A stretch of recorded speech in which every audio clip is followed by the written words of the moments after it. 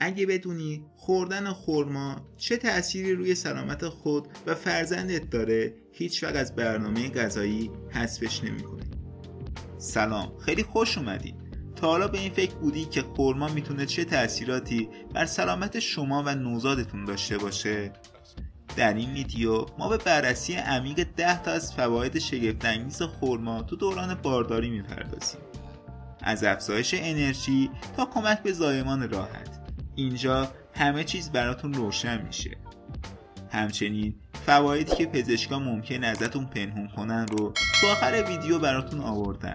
پس همراه بشید تا این رازها رو به اشتراک بذاریم.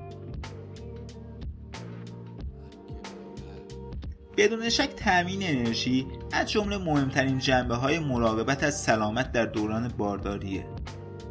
خرما مثل یک باتری طبیعی برای بدن انرژی زیادی فراهم میکنه. وقتی که یک زن باردار هست، بدنش نیاز داره که انرژی بیشتری رو برای حمایت از رشد نوزاد و تغذیه از خودش تولید کنه. خرما با قندهای طبیعی که داره به طور سریع به بدن انرژی میرسونه و این به مادران باردار کمک میکنه تا انرژی لازم رو برای زندگی روزمره داشته باشن، حتی تو زمانهایی که احساس خستگی میکنه.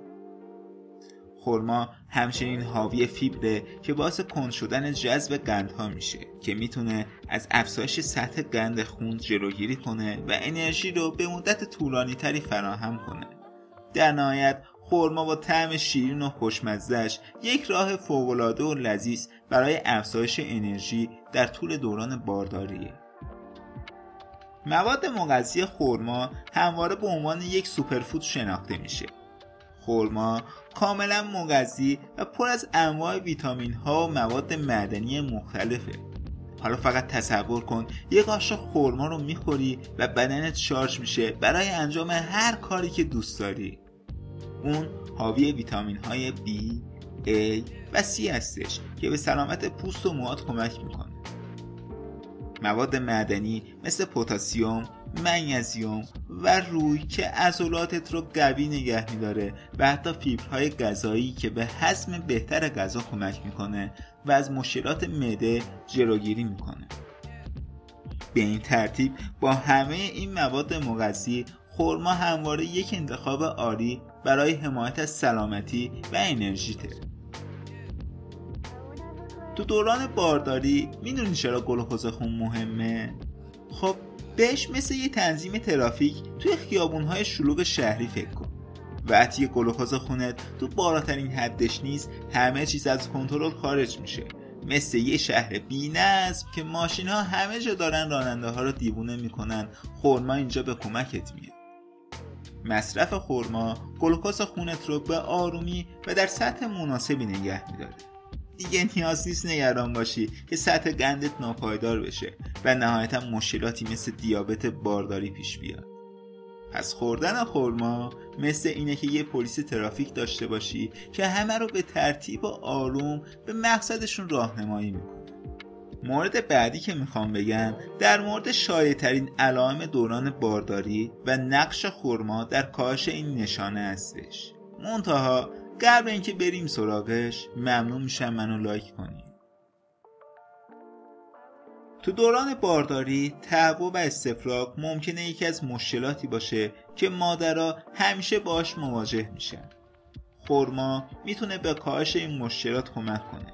فیبرهای موجود تو خرما میتونن به تنظیم گوارش کمک کنن و به افزایش حجم مواد غذایی که مصرف میکنیم بپردازن که این میتونه از احساس تهوع جلوگیری کنه. همچنین این میوه غنی از ویتامین ها و مواد مغذیه که به تقویت سلامت گوارش کمک میکنه و باعث کاهش احساس استفراغ میشه. اما به یاد داشته باشید که مصرف خرما باید با میزان مناسب صورت بگیره، چون مصرف بیش از حدش ممکنه منجر به افزایش قند خون و داشتن تهوع شه. دوره بارداری یه مرحله خیلی ویژه‌ایه. حالا فکر کن یهو بفهمی که آهنت کم شده، چی کار میکنی؟ خب باید بگم که اینجا خرما میتونه بهت کمک کنه. آره، خرما حاوی آهن زیادیه که هم واسه بدنت و هم واسه سلامتی نوزادت خیلی مهمه. با خوردن خرما میتونی هم از کمبود آهن و هم از مشکلاتی مثل خستگی و ضعف جلوگیری کنی. پس یادت نره هر روز یه دونه خرما بخوری. اینطوری بدون هیچ نگرانی سلامتی خودت و نوزادت رو حفظ میکنی. خرما باعث بهبود عملکرد قلبی مادر میشه. فیبر، پتاسیم و مواد آنتی اکسیدانی که تو خرما وجود داره میتونه فشار خون رو کاهش بده و به عملکرد قلبی کمک کنه. این مواد مغذی باعث پیشگیری از بیماری‌های قلبی علل خصوص تو دوران بارداری میشن. همچنین مصرف منظم خرما میتونه سطح کلسترول خون رو افزایش بده و سلول‌های قلبی رو هم تقویت کنه. از طرف دیگه ویتامین ها و مواد معدنی موجود تو خرما میتونن به بهبود عملکرد عروق و سلامت قلب کمک کنن. در مجموع مصرف منظم خرما میتونه به حفظ و تقویت سلامت قلب و عروق تو دوران بارداری کمک کنه. اگه تا اینجای ویدیو به دردت خورده، پس حتما تو آخر ویدیو قراره چیزی رو بشنوی که حتما سورپرایزت کنه. تقویت سیستم ایمنی با خرما یکی از تازه ترین حرفا تو دوران بارداریه. خرما یک مخزن از ویتامین ها و مواد مغذیه که به بدن انرژی میده و در عین حال به سیستم ایمنی کمک میکنه. فیبرها و آنتی اکسیدان های موجود تو خرما به افزایش تولید آنتی بادی ها کمک میکنن و بدن در مقابل عفونت ها و بیماری ها مقاومت نشون میده. همچنین مصرف منظم خرما میتونه به بهبود سیستم ایمنی بدن کمک کنه و از بروز بیماری‌های مختلف جلوگیری شه. پس اگه میخواید در طول دوره بارداریتون سلامتی خود و نوزادتون رو حفظ کنید، حتما خرما رو به رژیم غذاییتون اضافه کنید و از فوایدش بهره مند شید. حفاظت از پوست تو دوران بارداری حساسیت خاص خودش رو داره. اونم وقتی که بدن داره تغییرات زیادی میکنه. خرما یه چیزیه که میتونه بهت توی این مسیر کمک کنه. داریم در مورد آنتی اکسیدان ها و ویتامین هایی که تو خرما هستن صحبت میکنیم که میتونن به سلول های پوستت کمک کنن. خب فکر کن که پوستت یک دیوار و خرما یه محافظ برای اون دیوار محسوب میشه.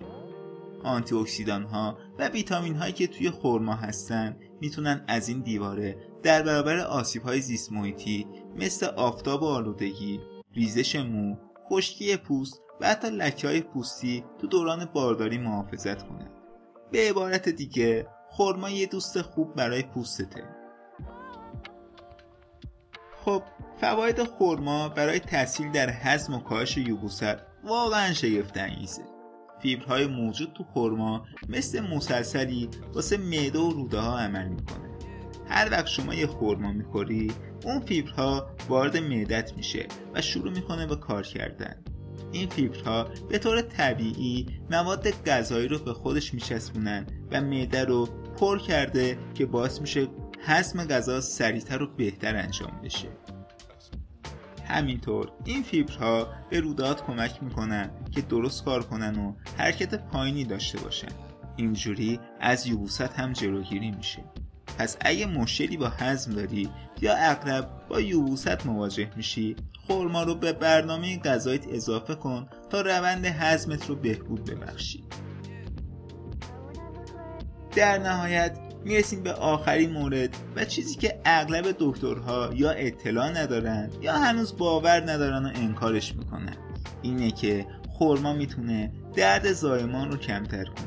بله دقیقاً، تحقیقات ثابت کردن که خوردن خرما تو هفته‌های آخر بارداری میتونه زمان زایمان رو کوتاه‌تر کنه و دردش رو هم کمتر. خرما پر از مواد مغذی و قندهای طبیعیه که به تقویت عضلات رحم کمک میکنه و انقباضات رو منظمتر و مؤثرتر میکنه. این یعنی زایمان راحتتر و درد کمتر. خیلی از مامانا که خرما خوردن میگن تجربهشون خیلی بهتر بوده و درد کمتری حس کردن. پس اگه میخوای زایمان راحت‌تری داشته باشی و از دردهای سختش خلاص شی، از خوردن خرما غافل نشو. شاید این راز کوچیک بزرگترین کمکت باشه. حالا تو کامنت بگو از این 10 تا موردی که گفته شد از کدومش خبر داشتی و تجربیات دوران بارداری رو به اشتراک بذار تا بقیه از اشتباهات احتمالی جلوگیری کنن.